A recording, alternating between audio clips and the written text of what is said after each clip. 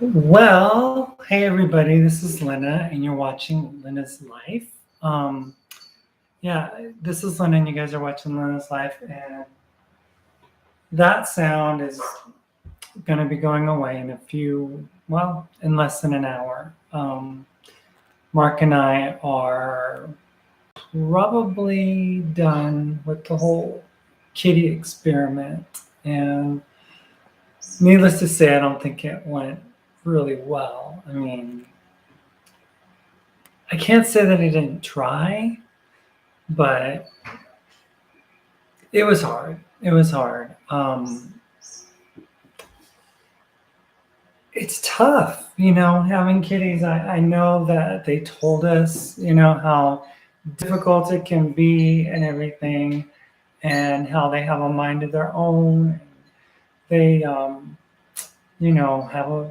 pretty much their own thoughts of how they should live, and we shouldn't say anything or get involved or get in their way, and but in the end, I admit I'm not really a very good cat mom.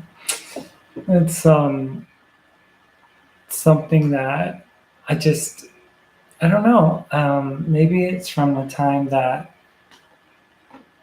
I grew up and stuff, and understanding that cats were destructive, and they killed the pigeons that my dad had in his backyard in the pen and stuff. For some reason, Puerto Rican men like to raise pigeons, and my dad had a slew of them in his, pigeon big cage thing that he built. And I don't know, maybe it's something that Latin men from the islands do.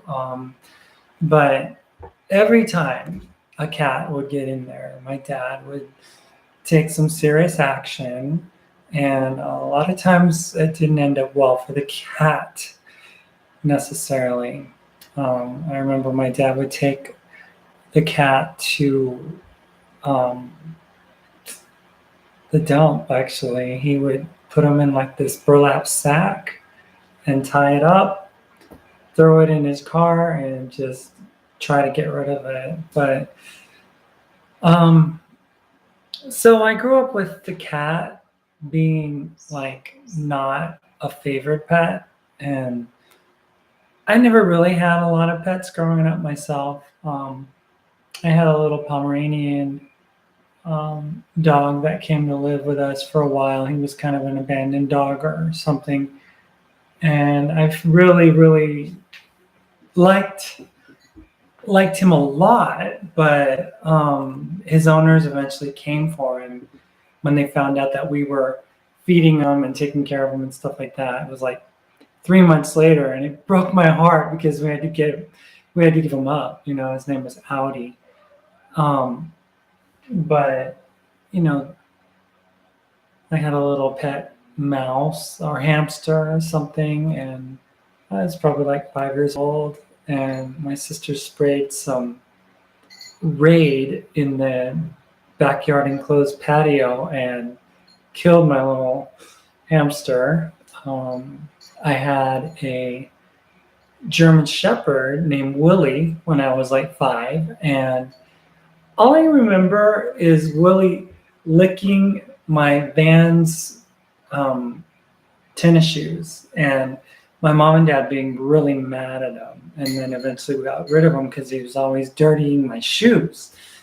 So I haven't had really good luck with pets all pretty much my life. I had a cat. No, I've never had a cat, but I had a real affinity for birds. And one year, I think it was 1994, I ended up buying a dusky conure. Those little tiny miniature parrots. He was really cute, and he was like a little baby. Still had the little white feathers and stuff on him, or the furry, feathers and stuff. And I remember feeding him with a syringe, and he grew. His name was Wyatt, and I had him for a while. And he was my friend, and I really liked him a lot. He was really fun, easy going, and very attached to me, and I to him. But eventually I ended up moving, and unfortunately, um, Wyatt didn't live long after that because my mom and dad put him out in the backyard patio. This time it was that outdoor patio, and apparently a cat decided to jump up and eat him. So, uh, needless to say, again, I haven't had really good luck with cats. um, I tried to change my perception of cats with this recent acquisition of these two little, what I now know to understand to be really feral barn cats. They were abandoned by their mother and left underneath some logs at our friend's house. These two women that we met recently and have become dear friends to us. But they have, they live out in the country, and they have um, lots of feral cats running around, and they have a real heart for them. So when they found these two precious little tabbies, little ginger tabbies, and what they're doing now is just cleaning. Maya, come on up. Maya. That's the thing about cats. They come when they want to, and they do as they choose. And kittens are probably the worst with that, because they'll do whatever they darn well please to do. You tell them not to climb on the counters, they climb on the counters. You tell them not to scratch the screens, they cut holes in the screens. And I remember being told and reading that cats can be, little kittens actually are a handful. But apparently I thought that I could handle it. I thought, what could be, what's the worst thing, right? Cats are cats. It's okay. No big deal. Well, they are a big deal. They're a lot of work. They're a lot of responsibility. At first, we didn't think we could leave the house unless we had them in a cage, and we didn't know what they would do to the house if we left them alone. But eventually we let them stay inside the house, free to roam and stuff like that. And these are good cats, really. They are. They're good cats, and they belong in a really good home. Just not ours. Because we have ideas and we have plans for our home that I guess aren't conducive to cats necessarily.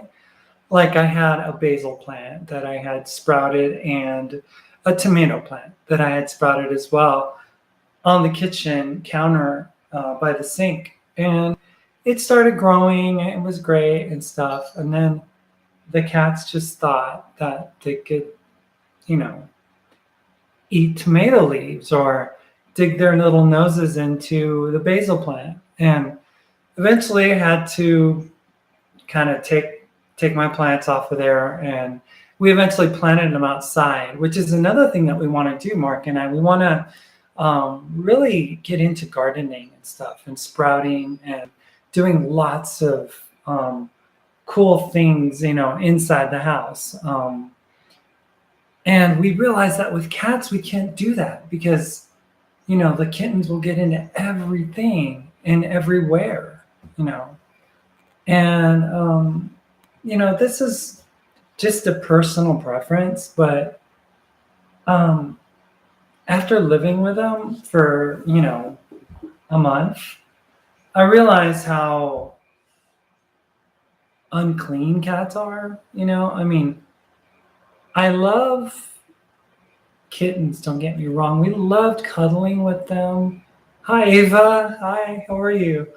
We loved to cuddle with them. We loved, to give them fun things to do. We loved playing with them. We loved buying a cat tree and watching them scramble up and down the cat tree and just enjoy themselves, I mean, it was fun, but when I had to take down my keyboard because Pokey decided to make it kind of like his landing zone from jumping from one counter to the next. I mean, I was just like, I don't know. I can't play my keyboard now. And, I have to put it away because I don't want him to knock it over eventually. Because Pokey, he's getting big, right? Kittens don't stay kittens for very long. They start growing. And Pokey's he eats a lot, he eats a lot more than his sister. He eats his sister's food whenever she leaves it to eat later. We have a real problem with Pokey eating his portion and his sister's portion. And, it's just hard, Mark had a few episodes where he got scratched a bit by Pokey, and it was inadvertent and stuff. But still, he had these nasty, like, scrapey slices on his skin last week that, and now he just doesn't feel well. His, like, lymph is one of the glands over here in his throat is just kind of, like, swollen. And, it's not working. Hi, Javon. How are you? I'm glad to be able to be sharing. I mean, I know it's probably not the most exciting, most positive and uplifting video that I've done, but, I just wanted to share, what's going on with me and why we're not going to have cats in the future. Hey, Javon says, that's how our boy dog is with his food and his sister's food. I guess, boy dogs, little boys eating the, little boys, actual human boys, eating their sister's food, I mean, it just goes across the animal kingdom, it's all the same, dogs, cats, humans, male, female. There's so many similarities in the traits of the two sexes and stuff. I mean, the boy cat's gonna typically always want to eat more and typically be more aggressive. And we found that out to be true with Pokey. I mean, he's a great cat, don't get me wrong, but he's a lot more demanding than Maya. And I don't know if that's the name they're going to keep or not. Probably not. Those were the names that we had for them.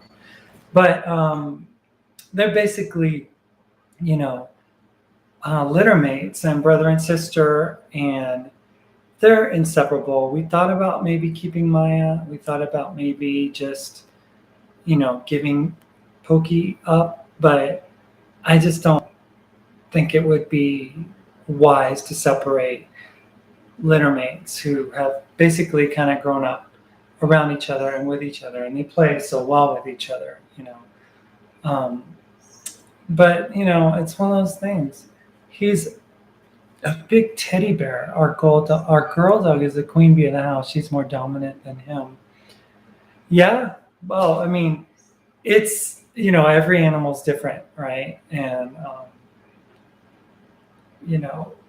probably the most hard-headed cat is Maya, our female tabby. When she wants to do something and you tell her not to, there is no stopping her. I mean, and she doesn't care if she gets in trouble. I mean, it's like she doesn't care at all, right? But we really have realized that after having them for like a month or so, that we're not pet people. I'm sorry. And for those of you that are, I mean, hats off to you. I can't. You're heroes, in the animal kingdom. I think we'll do our part in helping the animal kingdom by not eating our animals or any meat, any of our earthlings, right? Because recently we decided to abandon our exploration of diet and stuff, where like when I came back, I was starting to indulge with eating whatever I wanted to. Like I was eating pork and beef, I was eating chicken, I was cooking up some good Puerto Rican food on the stove over there. I was, feeding us lots of fats and stuff and big portions of meat and rice and beans, and I was having a good time. But what ended up happening was that we ended up getting a little chubbier than we had been. And I just don't feel right when I'm eating animal products. I mean, I don't know, for whatever reason I've left it. We did the keto diet back last January, and the same thing happened where we just didn't feel right. And Mark was working at Walmart when I came back, and he was eating for like 3 or 4 meals a day with snacks and stuff like that. And I mean, he packed on the weight, but he also packed on some fat, and he was trying to get bigger and everything. But, at the end of the day, we need to take care of our bodies, and we need to do what we can to keep ourselves healthy. And I just feel that eating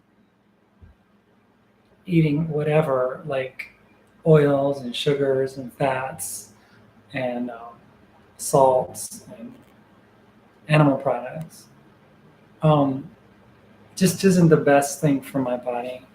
I just feel so much better when I'm eating. Like, we started doing this 1 meal a day thing, and I know you guys probably think it's crazy. How can you guys do such a thing? I mean, literally eating 1 meal, just one of your meals of the whole day, is going to give you everything that you need, right? I know it sounds crazy, but we're crazy people. We do things like change our gender and stuff like that, right? So what's eating 1 meal a day to a person who's done something like that? But yeah, we really love it. It's like, I mean, it really makes a big difference. And when you fill your face with food that your body actually wants to, use as fuel and not store as fat because it doesn't recognize it. Oh my gosh. There was a picture that I put up on my Facebook page just this morning. 65-year-old woman started her journey on the 1 meal a day plan, and it was back in May.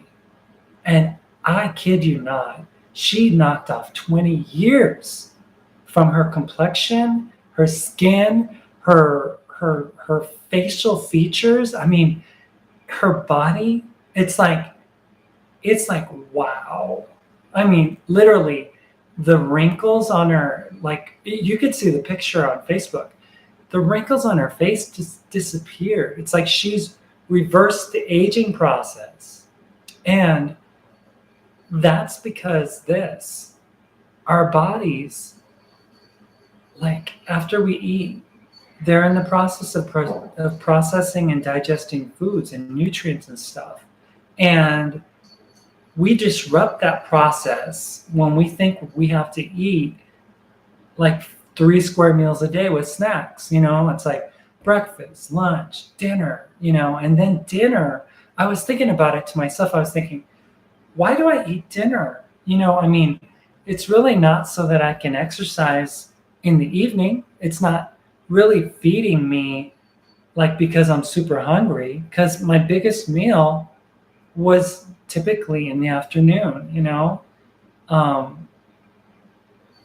so it's like dinner. If you eat a big meal, it just like sits in your stomach and it's processing in there and digesting, when your body could be reproducing vital nutrients, and it could be re-energizing, reinvigorating, restarting your cells and producing new cells. You know, I am just amazed, because we just started this whole journey with the 1 meal a day.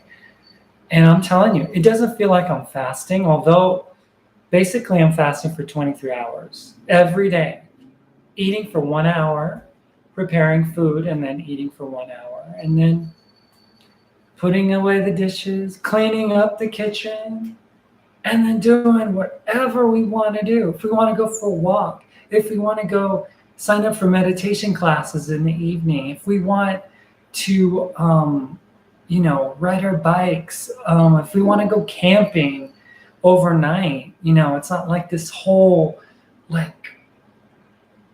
ritual where you have to okay, what are we going to eat? Where are we going to barbecue? It's like, no, we're just going to go out there, look at the stars, park our Prius, blow up the inner tube, call it a night, come back, eat something when we get home.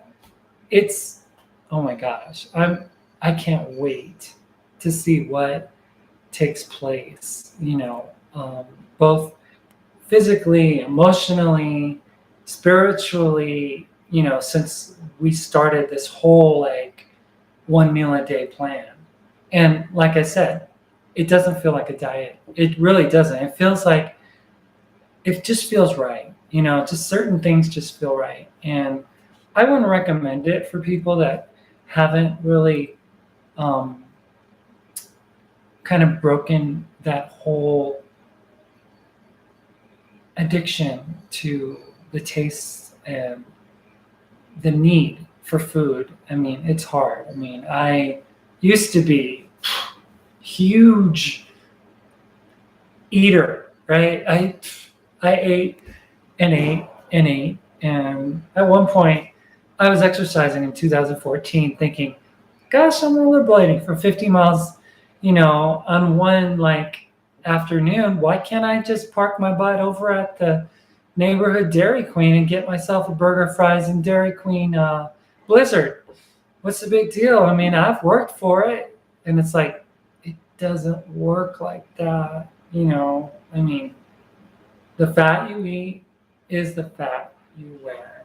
And unfortunately, I found out this summer how quickly you can lose your abs. I mean, I had abs before, and now they're not, they're gone. Look, they're gone. I mean, I have some upper abs here, but my lower abs, they disappeared, and that's because it is so easy to lose any gains you make, muscle wise. If you stop working out for a week, it's like you go back 2 times as much, and it takes that much more time to rebuild what you've lost, So I'm just excited, really excited to unfortunately be done with the kitties, because they were just not lining up with what we want to do. I mean, we want to sprout things. We want to put plants in our home. We want to be able to breathe fresh air. We wanted to be able to enjoy, the area, and just if we wanted to leave fruit out on a counter, we couldn't do that because I know maybe as they got older, it would be easier, but it just didn't work. And the added stress of Mark now losing, the employment that he had with Walmart from the injury, and, the stress of just having to live on one income again, it just wasn't working out. And the dander, oh my God. I mean, okay, I don't think I'm allergic to dander. I'm not sure, but I am allergic to dust. So if dust is something to be allergic to, but we let the cats sleep in our bed. And that was a huge mistake. I mean, you think about it, the same paws that are scraping around in the kitty litter box and burying poop are the same paws that are walking all over your house and spreading bacteria everywhere. I mean, when you think about it, it's really kind of gross, you know. And I'm not dissing anybody that has a cat. I mean, it's just when I realized what was happening, you know, and just that these cats were spreading bacteria and germs everywhere. I mean, they climb up on our stove, they climb up on our kitchen, you know, dish sink, and on our counters here that we eat on. And I mean, it's like they crawl all over your face at night, and they lick right up in my under my nostril. And then I see Pokey last night, because they are hunters. That's what cats are. They are, you know, instinctual hunters, and they're great at catching rodents and bugs and everything. Well, it all goes into their mouth, you know, and he had this roach in his mouth. It was so gross. Honestly, I mean, we haven't had a problem with roaches in the last month since Mark spread some, you know, bug stuff and stuff outside. But we found, you know, Pokey found one last night, and it was like he had it in its mouth. It was like hanging down, moving around. I was like, that was on my bed. That was licking my face. You know, it's kind of gross, people. It is. It's just kind of gross. So cats kind of gross me out now, you know, knowing that they do vital work, and knowing that, you know, in a barn, they are great. They can, you know, help the farmer out. I mean, that's what traditionally the American Shorthair has been known for. You know, your typical American tabby cat has been known. It was brought over from England on ships in order to help the sailors and stuff on the ships and control the rodent population. You know, we watched a special about cats in Turkey and in the city of Istanbul, and Istanbul, I guess, right? And you know, they're great at helping restaurant owners control their their rat population, and you know, they keep things at bay, you know, so that they're not very gross and stuff. But they have a purpose, you know, and they have, you know, I just don't see why I need to have them in bed with me. But I made the mistake, and then one morning I woke up and I looked under the covers. There was dander, hair everywhere. And I was like, oh my gosh, I'm breathing this stuff in. I can't sleep. Honestly, kittens, obviously, they don't know yet how to control when sleep time is, when to play, when not to play. And oh my gosh, I don't think we've been able to have one good night of sleep since we got them. You know, I mean, it's like they're constantly active, and when they're sleeping is when we're gone. If we go out, we come back and they're like sacking out sleeping. But if we're here, of course they want to be around us. You know, I mean, we're like their mommy and daddy, so you know, they want to be around us, and they're so inquisitive, they're so curious, you know, and I don't blame them for it. That's how nature did that. And you know, they're very, very in touch with their, you know, oral fixation and touch and everything, and smell and stuff. So there's nothing wrong with that, you know. It's just in a home that you want to keep clean. You want to make sure that, you know, there aren't like lots of germs around and stuff. I mean, I don't know. Just personally, I I should have known better. Um, I had a border collie. His name was Shadow, and I had heard lots of good things about border collies. How smart they were, how fun they were around kids, and how great. Blah blah blah. And it was 2000, and it was around the birth of our first child, and I decided that it would be a good idea to get a puppy. Well, that didn't go so well because living in Nashville, there was a really wet spring that year, and oh, it was 98 actually, 98. Um, and little Shadow, oh my gosh, cute little booger, but wow, he was a handful. I picked him up at at a at a farm. You know, this was a country dog, a herding dog, right? And I picked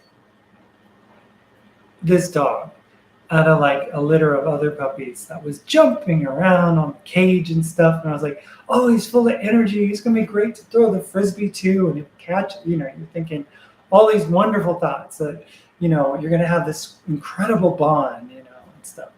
So I bring him home, and he's so cute, and he's black and white, and just this really furry little innocent creature. First night, he's out in the back of the porch in the backyard. What does he do? He poops all over the deck, right? He poops all over the deck. I'm like, oh my gosh, really?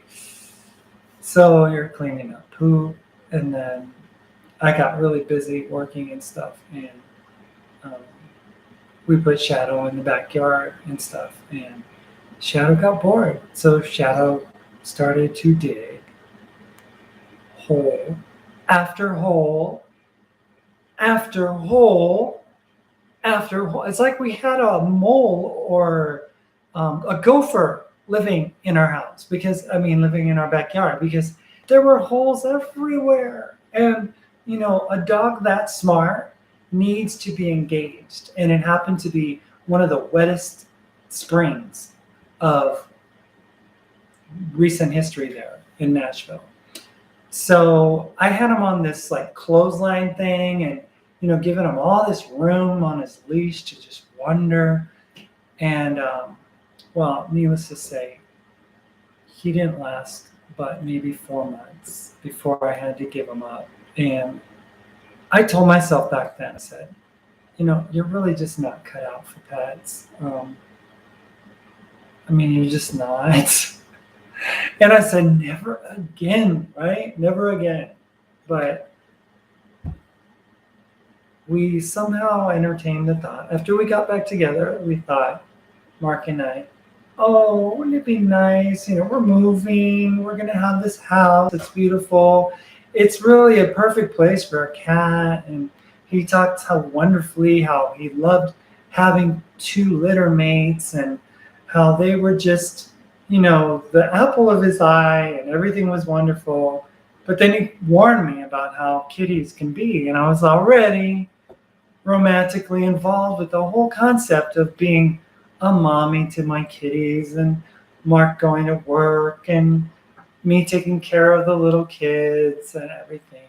And it was something that, I thought would be great. But it wasn't. It wasn't, because I don't like defiance, and cats by their very nature just do whatever they want to do whenever they want to do. You don't hear about, there are certain ones that do catch a bone, or, go fetch a stick. And, there are ones that you want that can walk on a leash. But those are the rare instances. I don't know if they think they're a cat thinks it's a dog or something. But for the most part, cats by nature's law, which is instinctual, are naturally solitary animals. Dogs have been bred to be pack animals. They hunt in packs, in the wild.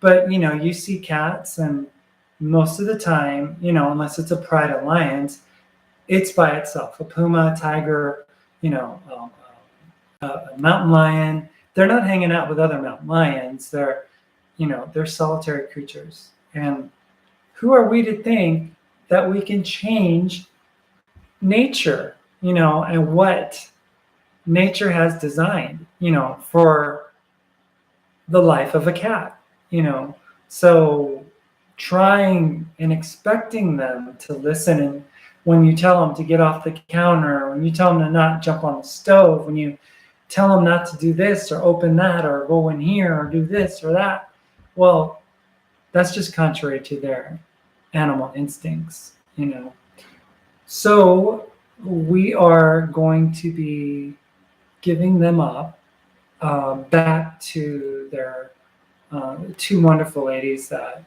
I had contacted on Facebook, that actually were so loving towards them and rescued them. And so now we're not gonna